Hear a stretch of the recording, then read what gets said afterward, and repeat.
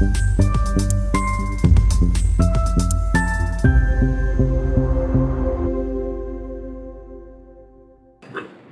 मित्रांनो, अमेरिकेचे अध्यक्ष डोनाल्ड ट्रम्प यांच्या हत्येचा तिसरा प्रयत्न निष्फळ ठरलेला आहे.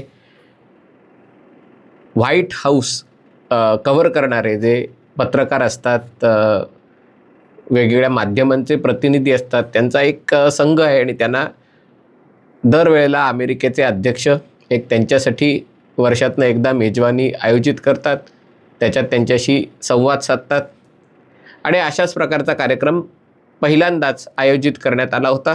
तुम्ही म्हणाल दरवेळेला होतं आणि मग पहिल्यांदाच असं काय आहे, तर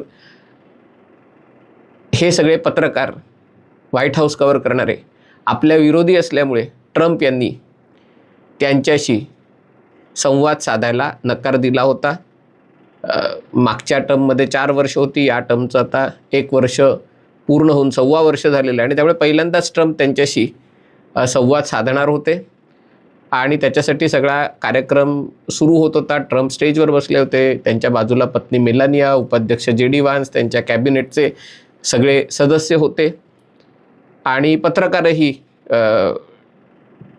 राऊंड टेबल असतात, टेबलांवर बसले होते आणि असं असताना अचानक काही बंदुकीच्या गोळ्या झाडल्याचे आवाज आला आणि त्याच्यानंतर जे सिक्रेट सर्व्हिस आहेत, ट्रम्प यांचे अंगरक्षक आहेत, ते स्टेजवर आले. त्यांनी अध्यक्षांना, उपाध्यक्षांना, मेलानिया, ट्रम्प त्यांच्या या सगळ्या लोकांना त्यांनी कव्हर केलं आणि त्यांना सुरक्षित स्थळी घेऊन गेले आणि लोकांना कळेना नेमका हा गोळीबार कसला होतोय. आणि जेव्हा या गोष्टी स्पष्ट झाल्या तेव्हा असं दिसलं की जी हॉटेलची लॉबी होती, कॉरिडॉर होती, त्याच्यामध्ये एक व्यक्ती 31 वर्षाचा, त्याला कपडे शर्ट काढला होता, त्याचे हात पाठीमागे करून त्याला बेड्या घातल्या होत्या आणि नंतरचं जे एक फुटेज त्याचं प्रसिद्ध झालं, त्याच्यामध्ये कशा प्रकारे हा गोळीबार झाला ते स्पष्ट झालेलं आहे. जे ट्रम्प यांच्या अंगरक्षकांपैकी लोक असतात त्याच्यावर गोळ्या झाडण्यात आल्या आणि पण त्यांनी बुलेट प्रूफ जॅकेट घातलं असल्यामुळे त्याला काही झालं नाही आणि मग त्यांनी या हल्लेखोराला पकडलं. त्याची आता ओळख पटवण्याचं काम सुरू आहे. ही जी हल्लेखोर व्यक्ती आहे ती कॅलिफोर्नियातली 31 वर्षाचा ॲलन थॉमस नावाचं माणूस आहे. तो पेशाने शिक्षक आहे आणि तो शिक्षक असला तरी तो वॉशिंग्टनमध्ये काय करत होता त्याच्याबद्दल लोकांना शंका आहे. असं म्हटलं जातं की तो त्या हॉटेलमध्ये जिथे हा कार्यक्रम पार पडत होता तिथे त्यांनी रूम बुक केली होती आणि तिथे तो राहत होता आणि त्याच्याकडे अनेक प्रकारची शस्त्रास्त्र होती. अमेरिकेमध्ये कोणीही शस्त्रास्त्रांचा परवाना असलेला किंवा कधीकधी काही राज्यांमध्ये नसतानाही स्वसंरक्षणार्थ शस्त्रास्त्र बाळगू शकतो. याच्यामध्ये छोटी शस्त्रास्त्र ते मोठ्या गन्स वगैरे पण विकत घेणं काही फार अवघड नसतं. पण तरी त्यातल्या त्यात कॅलिफोर्निया हे असं राज्य आहे की जिथे शस्त्रास्त्र बाळगण्याबाबतचे नियम आहेत हे कडक आहेत. पुरोगामी राज्य आहे, डेमोक्रॅटला मतदान करणारं राज्य आहे आणि त्यामुळे तिथे हे सगळे जास्त कडक आहे. पण प्रथमदर्शनी असं वाटतंय की हे जे सगळं हा हल्ला झाला तो त्यांनी व्यक्तिगत सूड भावनेतनं केला असावा.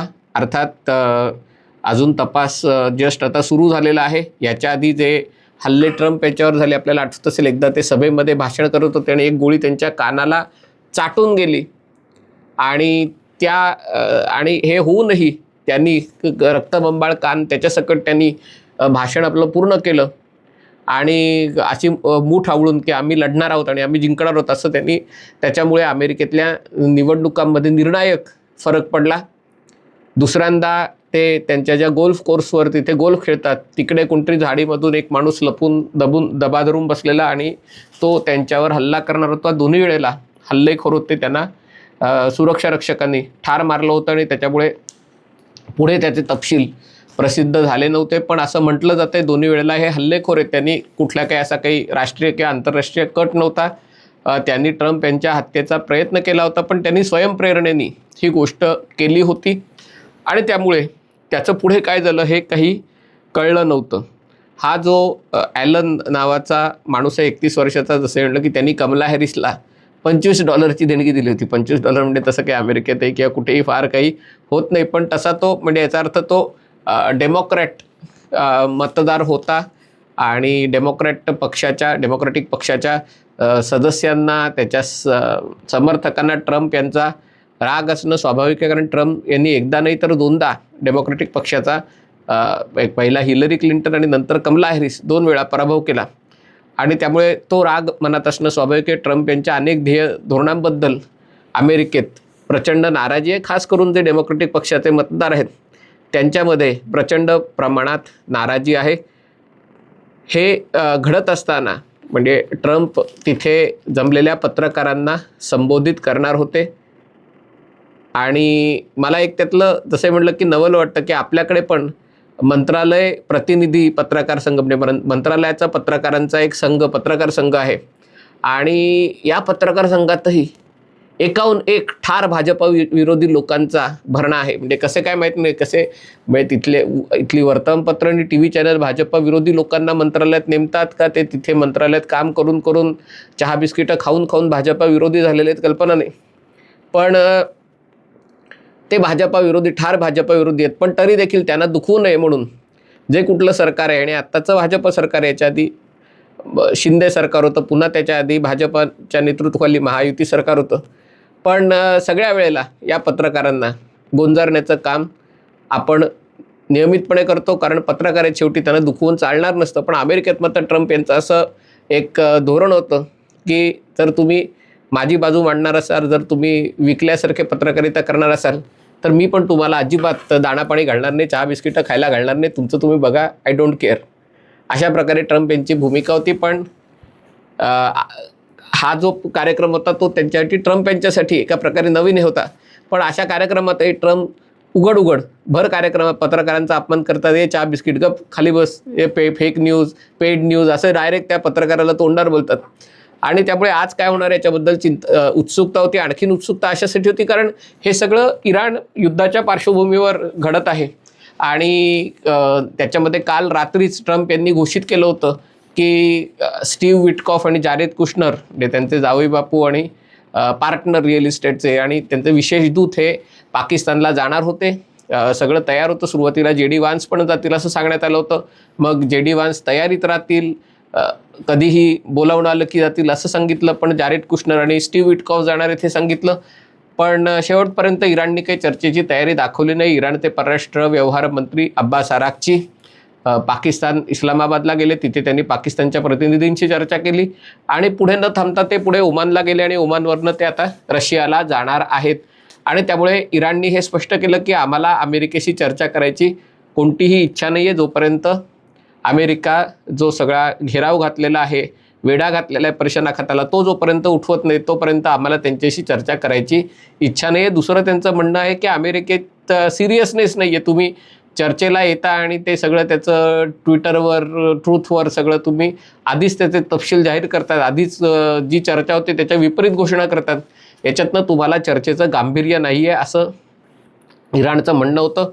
आता साधारणतः असं दिसू लागलेलं आहे की ट्रम्प यांची खुमखुमी या लढाईची ती गेलेली आहे.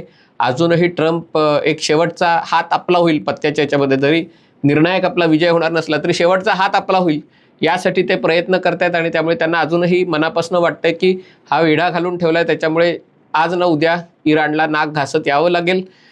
याच्या मागे महत्त्वाची गोष्ट अशी आहे की जे बराक ओबामा अध्यक्ष असताना इराणशी जो काही करार झाला होता, याच्यामध्ये अमेरिका सुरक्षा परिषदेचे 5 देश आणि जर्मनी यांचा मिळून जो करार झाला होता, त्याच्या अंतर्गत इराण आपलं जे युरेनियम आहे ते किती वेळ 3.6% समृद्ध करणार होतं, 10 वर्ष त्याच्यासाठी एक मर्यादा घालणार होतं, त्याच्यानंतर त्यांना मोकळीक मिळणार होती, तोपर्यंत इराण विरुद्धचे निर्बंध टप्प्याटप्प्याने उठवले जाणार होते.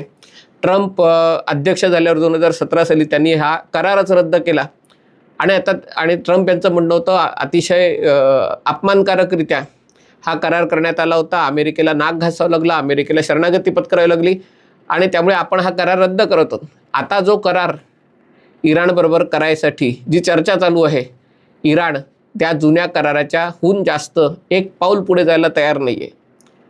आणि त्यामुळे ट्रम्प यांना हे जे दाखवून द्यायचं आहे की बघा कशा प्रकारे ओबामांनी जो करार केला तो फालतू होता आणि मी करार करणार आहे तो किती चांगला अमेरिकेच्या हितच आहे, ते काही त्यांना साध्य होत नाही आहे. त्यांना असं वाटत होतं की इराणवर दबाव टाकावून, इराणला धमकी देऊन इराण झुकेल, पण इराण झुकायला अजूनही तयारी त्याची नाही आहे. आणि ट्रम्प यांना लष्कराचा वापर करून सैन्य पाठवून हे युद्ध जिंकू शकू याची खात्री नाही आहे, किंवा कदाचित युद्ध जिंकू शकू पण जे नुकसान होईल, जे अमेरिकन सैनिक मारले जातील त्याच्यातनं निवडणुकांवर मोठा परिणाम होईल असं ट्रम्प यांना वाटतंय. आणि त्यामुळे ट्रम्प काय करणार याच्याबद्दल लोकांच्या मनात शंका आहे. आता त्याच्यात जे कॉन्स्पिरसी थेअरींवर विश्वास ठेवतात, आणि भारतात तर एक शोधायला गेलात तर 10 कॉन्स्पिरसी थेअरीज मिळतात की हे काय नेमकं आहे. त्याच्यात तुम्हाला असं सांगणारे नक्की भेटतील की हे सगळं इराणचं युद्ध, आता इराणचं युद्ध त्याची व्याप्ती वाढणार आहे आणि त्याच्यासाठी अमेरिका काहीतरी निमित्त करत आहे. आणि म्हणून हा जो कोणी ॲलन थॉमस वगैरे जो आहे ज्याला पकडला आहे, हा इराणचा एजंट होता आणि इराणने असं हे करायला प्रयत्न केला असं अमेरिका खोटंच सांगून इराणवरच्या युद्धाचं निमित्त करेल. ट्रम्प यांच्या हत्येचा प्रयत्न झाला की जे ट्रम्प यांचे मतदार त्यांच्याबद्दल शंका व्यक्त करत होते ते सगळे ट्रम्पच्या पाठी उभे राहतील आणि मग अमेरिकेला इराणविरुद्ध युद्ध वाढवायची संधी मिळेल. मला असं वाटतं की अशा प्रकारच्या थेअरीज जरी येत असल्या तरी त्याच्यावर विश्वास ठेवून, किंवा असं काहीतरी घडतंय, गूढ काहीतरी घडतंय, किंवा हा सगळा व्यापक कटाचा भाग आहे असं आत्ता तरी विचार करणं योग्य होणार नाही आहे. ज्या बातम्या आपल्यासमोर येत आहेत त्याचं विश्लेषण करून त्या एकमेकांना त्याचं जोडून त्याच्यातनं अधिक चांगल्या प्रकारचं चित्र डोळ्यासमोर उभं राहू शकतं. पण अशा प्रकारची शक्यता निश्चितच वर्तवली जाणार आहे की ट्रम्प यांना आता कळत नाही आहे, त्यांना युद्ध वाढवायचं असेल तर त्यांना काहीतरी निमित्त हवं आहे, आणि हे ट्रम्प विरुद्धचा फसलेला हल्ला हे निमित्त देईल. पण तसंही आत्ता वाटण्यासारखी परिस्थिती नाही आहे. मी त्याच्याबद्दल आपलं मत व्यक्त करणार नाही आहे. पण आश्चर्य आहे की अमेरिकेसारख्या देशामध्ये जिथे जगातली सगळ्यात अद्ययावत सुरक्षा व्यवस्था आहे, एक माणूस ज्या ठिकाणी ट्रम्प यांचा कार्यक्रम आहे त्या ठिकाणी रूम बुक करतो काय, अनेक प्रकारची शस्त्रास्त्र घेऊन तिथे येतो काय, आणि तिकडनं कार्यक्रम सुरू झाल्यावर आपल्या हॉटेल रूममधनं उतरून हल्ला करण्याचा प्रयत्न करतो काय. अर्थात त्याला एवढी अमेरिकेच्या अध्यक्षांची जी सुरक्षा व्यवस्था असते ते बघता एकट्या माणसाला अशा थेट उघडपणे हल्ला करणं शक्य नाही आहे. पण तरी देखील जो प्रकार झालेला आहे तो विचार करण्यासारखा आहे.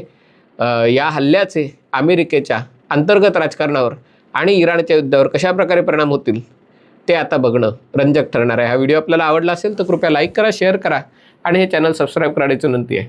तुर्तास इथेच थांबतो. पाहत रहा MH48.